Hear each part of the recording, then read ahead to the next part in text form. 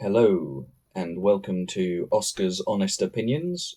I'm Oscar, and my honest opinion of the Dark Crystal Age of Resistance is that it's okay. It's not great, but it's better than a lot of the terrible stuff that you'll find elsewhere on Netflix. Now, as a little context for this review, I have seen the original film. I saw it prior to the release of the series, and no, I quite liked it. It was definitely worth a watch, I'd say. But it will obviously affect my opinion of this series, but I'll try not to bring it up too much. But I'll probably bring it up a lot anyway. And that's because the first thing to note about this series is that it changes some of the established story. Some of the lore that the original Dark Crystal film sets up, the series does alter slightly.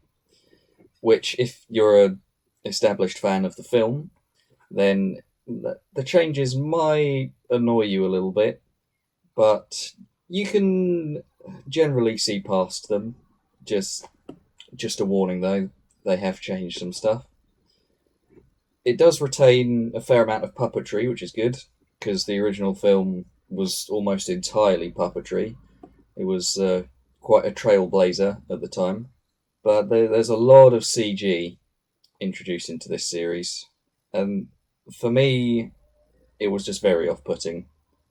I think the excessive use of CGI is just kind of an excuse not to try. It's kind of the easy way out. Whereas in the original film, mentioning it again, they had to use puppetry because CGI wasn't that developed at the time, and they had to come up with clever practical workarounds for things. In this, they just chuck a bunch of CGI in when they can't be bothered, and it was quite off-putting for me, to be honest. But the puppetry that they do have is quite a spectacle. It's quite brilliant, with a couple of exceptions. The story is quite weak.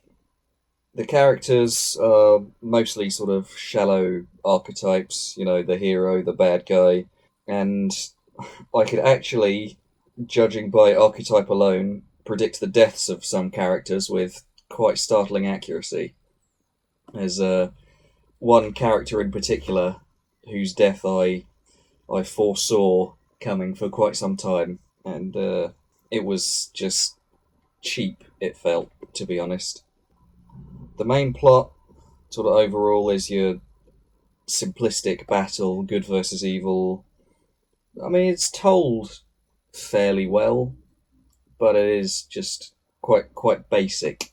I think the world of Thra, in which the series is set, is probably the strong point, and the puppetry, of course, because it's a very vibrant world.